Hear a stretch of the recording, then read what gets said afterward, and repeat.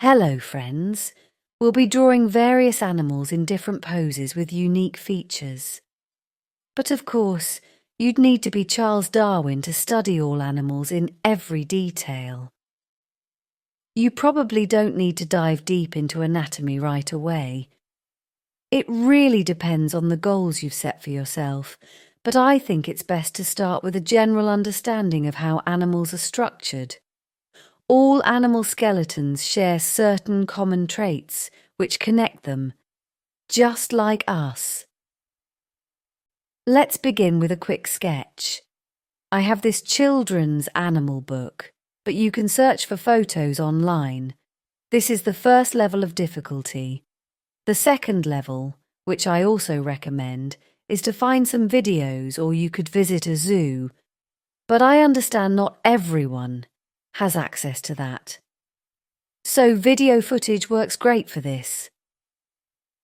I'll start with photos from my book though, since I can't show both the video and the book images at once. Feel free to choose any animal you like.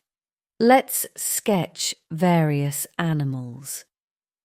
I'm choosing a monkey because its skeleton is similar to a human's, making it easier to understand its movement and structure. Start your sketch by focusing on a jointed structure. This helps simplify the process.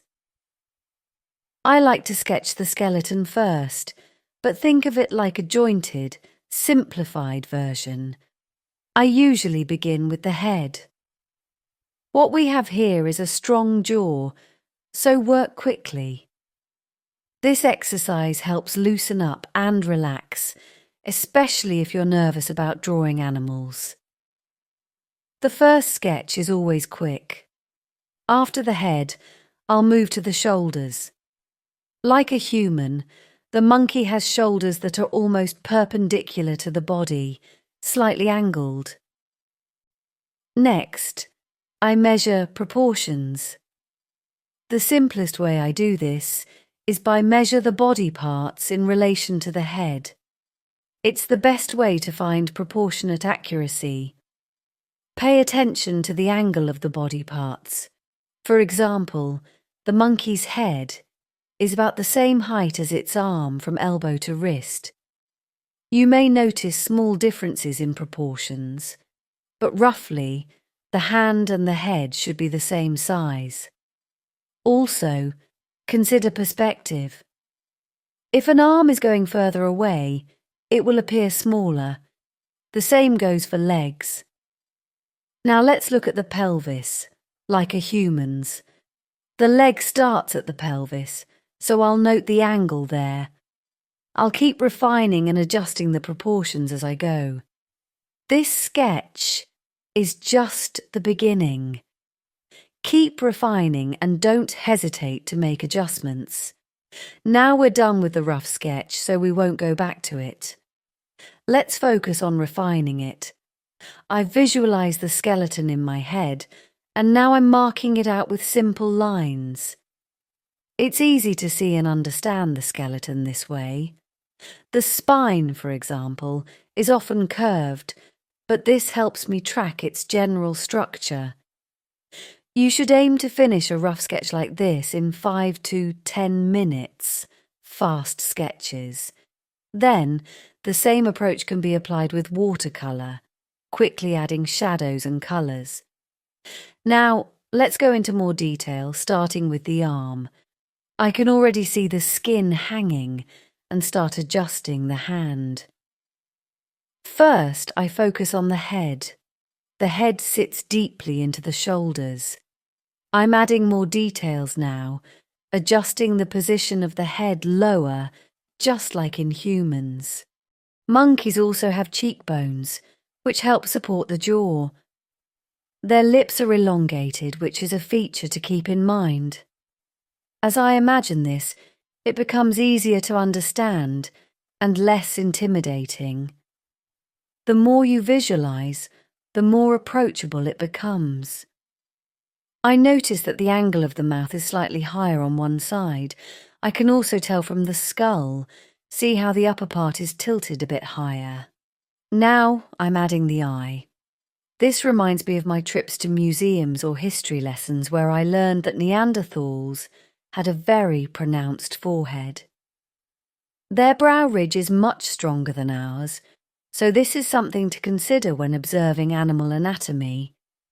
These details come with experience.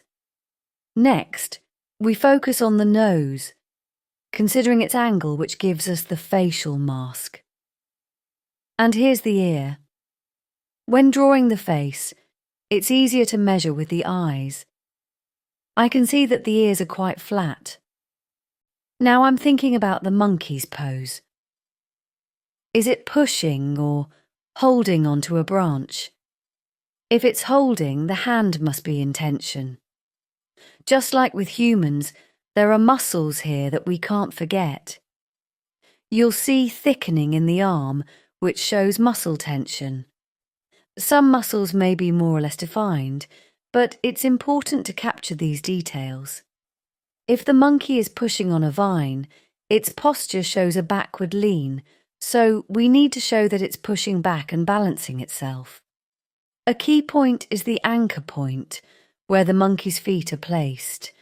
It must be well balanced, especially as it leans back. So, be mindful of the stability and the support points while drawing. So, I've adjusted the pose a little and changed the angle a bit.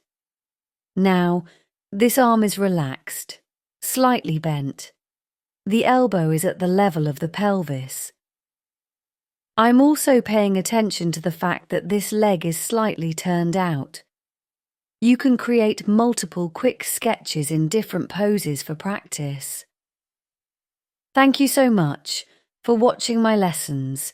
Don't forget to subscribe, like this video, and leave comments. It really helps the channel grow and motivates me to create even more interesting videos for you. If you're able to support the channel financially, you can find ways to do so in the description below. Also, consider subscribing on Patreon to access even more exclusive lessons that aren't on YouTube yet, or sign up for group or individual lessons to get feedback on your work, techniques and personal development advice. Again, thank you for watching, and let's keep going. Now, I have some cats here, for example, a tiger and a leopard in an interesting pose. You can see there's a lot of tension in their legs that we need to show. I start thinking faster now as I work with the head. We start with a circle for the head, and the jaw is like a square shape. I look at the angle of the head. I see that the nose is almost vertical, pointing straight down. I'll come back to that later. For now, I'll build the rest of the body. The spine has a slight curve here. I imagine the shoulder blades are somewhere around here, but the actual leg extends from this point. I focus on proportions, and the leg is roughly the same height as the torso. The pose is interesting because the back is sagging downward. When you start drawing, you begin to understand and study the animal more deeply. Until you start drawing, you might not even notice these details. But once you compare the proportions, it all starts making sense. This is just a rough sketch for now. Now I'll start adding some details. We have the facial bone structure, which holds the jaw. The cheekbone is quite pronounced. The mouth is open, and the angle of the jaw is slightly off-centre. The cheek is coming out more here. I think I can make the cheek stick out a little more. Now, I'm looking at the angle of the head and where the ear should go. So, you can do these sketches not just on watercolour paper, but on any paper at all. You can carry a sketchbook with you and quickly draw wherever you are. Again, remember to measure proportions, comparing parts of the body relative to each other. Draw with emotion, letting the flow of the sketch guide you. Let's talk more about proportions in relation to the body. Next, Pay attention to the angles. Sometimes we skip details, take a pause, step back, and analyse the animal's pose. What's tense and what's relaxed? Does our drawing communicate the tension or relaxation of these body parts? If something feels off, ask yourself, does it look too thick or too thin? What impression does the animal leave on you? Does it feel light or heavy? This, for instance, shows us that the leopard looks more natural with a log. Without it, the pose seems off. With the log, the situation becomes clearer. So, make as many quick sketches as you can. I recommend at least 5 sketches of different animals. You can also try 3 sketches of the same animal in different poses. If you're really motivated and interested, that's awesome. Try drawing an animal in motion, maybe from a wildlife film. This will really help you. You need to draw quickly, and the more you practice, the more freedom you'll gain. The more you do it, the more it will help you develop that freedom in your drawing.